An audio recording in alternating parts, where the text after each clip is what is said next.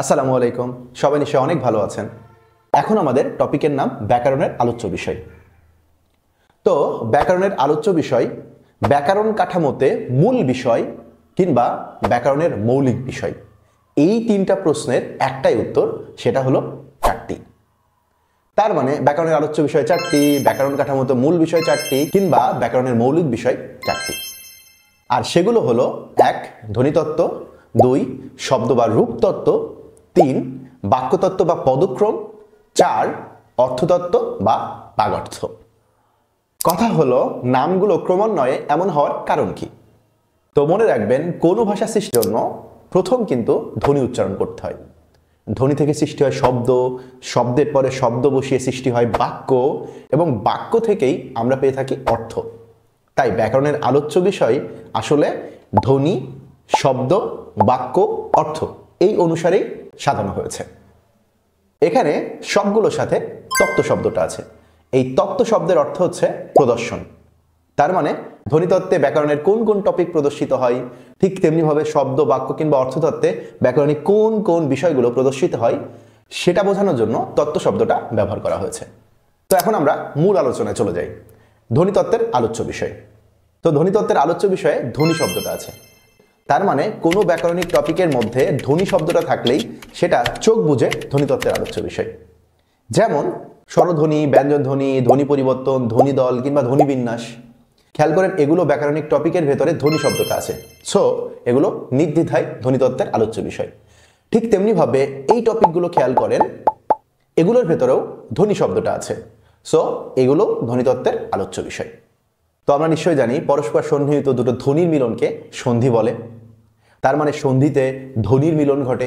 যেহেতু এখানে ধ্বনির একটা ব্যাপার আছে, সুতরাং সন্ধিও কিন্তু ধ্বনিতত্ত্বের আলোচ্য বিষয়। আমরা কিন্তু এটাও জানি ধ্বনির লিখিত রূপ হচ্ছে বর্ণ। তার মানে যে ব্যাকরণিক টপিকের ভেতরে বর্ণ বা অক্ষর শব্দটা আছে সেগুলোও কিন্তু ধ্বনিতত্ত্বের আলোচ্য বিষয়। যেমন বর্ণমালা, বর্ণবিন্যাস কিংবা অক্ষর বিন্যাস। তো এই টপিকগুলো কিন্তু বর্ণ এবং অক্ষর থাকার কারণে ধ্বনিতত্ত্বের আলোচ্য বিষয়। আচ্ছা, নত্ব এবং সত্য বিধান আমরা যখন পড়ি তখন কিন্তু আমরা কোথায় মধ্যাহ্ন বসবে এবং কোথায় মধ্যাহ্নসা বসবে এটা কারেকশন করি। তার মানে এখানে বর্ণের ব্যাপার আছে, এজন্য নত্ব এবং সত্য বিধানও কিন্তু ধ্বনিতত্ত্বের আলোচ্য বিষয়। তো সব মিলিয়ে এই সমস্ত টপিকগুলো খেয়াল করে দেখেন, এগুলো আসলে ধ্বনি বা বর্ণ সম্পর্কিত বিষয়। এজন্য এই সব টপিক আসলে ধ্বনিতত্ত্বের আলোচ্য বিষয়। এবার শব্দ বা রূপতত্ত্ব। তবে শব্দ বা রূপতত্ত্বটা আমরা একটু শেষে শিখি, আগে আমরা বাক্যতত্ত্বটা শিখে নিই। তো বাক্যতত্ত্বের আলোচ্য বিষয়। ধ্বনিতত্ত্ব, শব্দতত্ত্ব তো বাক্যে যথাযথ ব্যবহারের নিয়মকেই বাক্যতত্ত্ব বলে। তো বাক্যতত্ত্বের আরেক নাম পদক্রম। তো কেন বাক্যতত্ত্বের আরেক নাম পদক্রম হয় সেটা আমরা একটু বোঝার চেষ্টা করি। তো আমরা নিশ্চয়ই জানি বাক্যের অন্তর্গত প্রত্যেকটা শব্দকে পদ বলে। যদি আমরা এই বাক্যটা খেয়াল করি, ঢাকা বাংলাদেশের রাজধানী, এখানে ঢাকা একটা পদ, বাংলাদেশের একটা পদ, রাজধানী একটা পদ। তাহলে এই পদের পরে পদ বসিয়ে কিন্তু একটা বাক্য সৃষ্টি হয়েছে। তো যেহেতু কোনো পদের পরে পদ বসিয়ে বাক্য সৃষ্টি হয়েছে, অর্থাৎ পদের ক্রম করে বাক্য সৃষ্টি হয়েছে, এজন্য বাক্যতত্ত্বের অপর নাম পদক্রম। তো বাক্যতত্ত্বের আলোচ্য বিষয় কিন্তু ব্যাকরণিক যে টপিকের মধ্যে বাক্য শব্দটা আছে চোখ বুঝে সেগুলো বাক্যতত্ত্বের আলোচ্য বিষয়।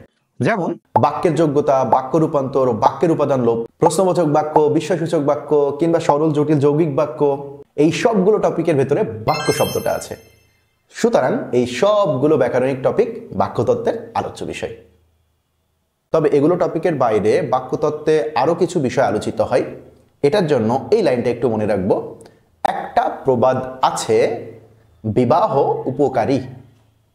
তো এখানে একটাতে এক কথায় প্রকাশ বা বাক্য সংকোচন, প্রবাদতে প্রবাদ প্রবচন, বয়রস্যিতে বিরাম চিহ্ন, ছেদ চিহ্ন বা জ্যোতি চিহ্ন, বয়াকারে বাচ্য, রস্যুতে উক্তি, পতে পদ পরিবর্তন, কয়াকার্তে কারক বিশ্লেষণ। তার মানে এক কথায় প্রকাশ বা বাক্য সংকোচন, প্রবাদ প্রবচন, বিরাম, জ্যোতি বা ছেদ চিহ্ন, বাচ্য, উক্তি, পদ পরিবর্তন, কারক বিশ্লেষণ, এগুলো টপিকও বাক্যতত্ত্বের আলোচ্য বিষয়। এখন কথা হচ্ছে যে এগুলো কেন বাক্যতত্ত্বের আলোচ্য বিষয় হবে। তো একটা জিনিস একটু খেয়াল করেন, এক কথায় প্রকাশ এটা কিন্তু আসলে একটা বাক্যের বিষয়, একটা বাক্য। ঠিক তেমনিভাবে প্রবাদ প্রবচনও এটা কিন্তু আসলে দেখেন একটা বাক্য। আবার আপনি যদি বিরাম চিহ্ন বা ছেদ চিহ্ন বসাতে চান তাহলেও কিন্তু বাক্য দরকার। ঠিক তেমনিভাবে উক্তি বা বাচ্য এটা কিন্তু বাক্যের সাথে সম্পর্কযুক্ত। পদ পরিবর্তন, তো বাক্যের অন্তর্গত প্রত্যেকটা শব্দ পদ বলে, তার মানে যেখানে পদ আছে সেখানে বাক্য আছে। তো আপনি যদি পদ পরিবর্তন করতে চান তখনও তো বাক্য লাগবে, এজন্য পদ পরিবর্তন বাক্যতত্ত্বের আলোচ্য বিষয়। তো কারক বিশ্লেষণ, কারক কিন্তু কোনো একটা বাক্যের মধ্যে একটা নির্দিষ্ট শব্দের নিচে দাগ দিয়ে দেয়, তার মানে কারক করতে গেলেও কিন্তু আপনার বাক্য দরকার হয়। এজন্য এই সব টপিকগুলো আসলে বাক্যতত্ত্বের আলোচ্য বিষয়। এবার অর্থতত্ত্ব। তো ব্যাকরণের যে অংশ শব্দ, বর্গ বা বাক্যের অর্থ নিয়ে আলোচনা করে সেই অংশের নাম অর্থতত্ত্ব। অর্থতত্ত্বের অপর নাম বাগার্থ। আসলে এই বাগার্থ মানে শব্দ ও বাক্যের অর্থ, তার মানে এখানে অর্থের একটা ব্যাপার আছে, এজন্য অর্থতত্ত্বের আরেক নাম বাগার্থ। এখন অর্থতত্ত্বের আলোচ্য বিষয়। তো এখানেও কিন্তু কোনো ব্যাকরণিক টপিকের মধ্যে অর্থ শব্দটা থাকলে সেটা অর্থতত্ত্বের আলোচ্য বিষয়, যেরকম শব্দার্থ, মুখ্যার্থ, গৌণ অর্থ, বিপরীতার্থ, সমার্থ, অর্থ বৈচিত্র্য। তো খেয়াল করেন এই সবগুলো টপিকের মধ্যে অর্থ শব্দটা আছে, সো এগুলো অর্থতত্ত্বের আলোচ্য বিষয়। তো এগুলো টপিকের বাইরে বাগধারা, প্রতিশব্দ এবং শব্দজোড় এই তিনটা টপিকও কিন্তু অর্থতত্ত্বের আলোচ্য বিষয়। কথা হচ্ছে কেন? তো চিন্তা করেন বাগধারা। বাগধারা আমরা যখন কোনো বাক্যে ব্যবহার করি তখন কিন্তু এর অর্থটা কি দিচ্ছে, অর্থটা কি হচ্ছে সেটা চিন্তা করেই বাক্যে বাগধারা ব্যবহার করি। তার মানে বাগধারাতে কিন্তু অর্থের ব্যাপারটাই প্রাধান্য পাচ্ছে। ঠিক তেমনিভাবে প্রতিশব্দ, তার মানে একটা শব্দের সম অর্থগুলোই কিন্তু আমরা প্রতিশব্দ হিসাবে দেখছি, তো এখানে কিন্তু অর্থের ব্যাপার আছে। ঠিক তেমনিভাবে শব্দজোড়ও কিন্তু শব্দের ব্যাপারটা না বরং অর্থের ব্যাপারটাই প্রাধান্য পায়, এজন্য বাগধারা, প্রতিশব্দ এবং শব্দজোড় এগুলো অর্থতত্ত্বের আলোচ্য বিষয়। এবার শব্দতত্ত্ব বা রূপতত্ত্ব। তো প্রথমে একটু বলে রাখি শব্দতত্ত্বের আরেক নাম কেন হচ্ছে রূপতত্ত্ব। তো মনে রাখবেন শব্দের ক্ষুদ্রতম অংশ হচ্ছে রূপ, অর্থাৎ কোন একটা রূপ থেকেই সৃষ্টি হয় শব্দের। যদি বলা হয় দিন থেকে দৈনিক, সমাজ থেকে সামাজিক, এক থেকে ঐকিক, তো খেয়াল করেন দিন, সমাজ কিংবা এক এই রূপগুলো থেকেই কিন্তু দৈনিক, সামাজিক কিংবা ঐকিক হয়েছে। তাহলে এই পাশের রূপগুলো থেকেই কিন্তু এ পাশের শব্দগুলো সৃষ্টি হয়েছে, যার জন্য শব্দতত্ত্বের আরেক নাম রূপতত্ত্ব।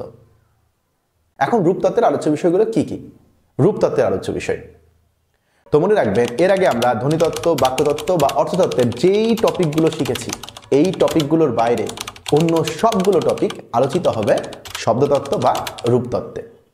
তাহলে সমাস, কারক, বিভক্তি, প্রত্যয়, উপসর্গ, অনুসর্গ, খেয়াল করেন এই সব টপিকগুলো আমরা কি ওই তিনটা টপিকে পেয়েছি না? পাইনি, যার জন্য এই টপিকগুলো আলোচিত হবে শব্দতত্ত্ব বা রূপতত্ত্বে। যাই হোক, সবাই অনেক ভালো থাকেন, দেখা হবে।